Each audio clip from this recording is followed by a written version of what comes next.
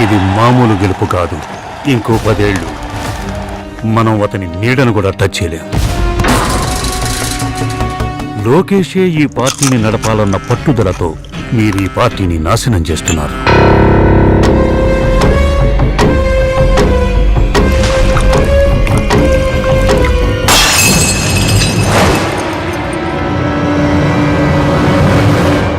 ఆ జగన్ని కిందకు లాగడానికి మనకతడు కావాలి.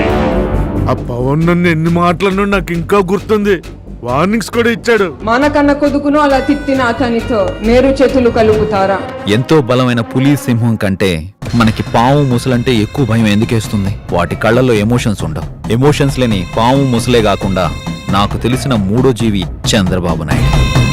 తొక్కిసలాటలో చాలా మంది చచ్చిపోవటానికి అవకాశం ఉంది బాబు గారు. ఆ సంగతి పోలీసులు అధికారులు చూసుకుంటారు. మన బ్రాండింగ్ మనం చూసుకుందాం.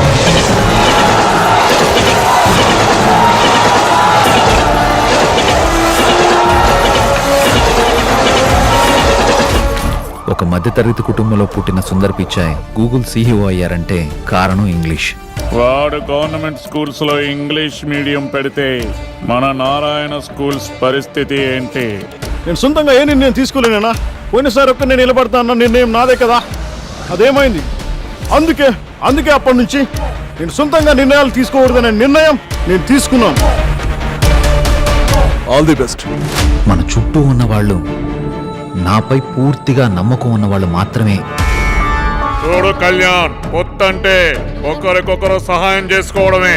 నా కోసం వచ్చే జనాన్ని లోకేష్ కి చేయకొట్టమనడం నేను మీకు చేసే సహాయం అయితే, మరి మీరు నాకు చేయబోయే సహాయం ఏంటో? మీ సహాయానికి ఏం కావాలి? సీఎం.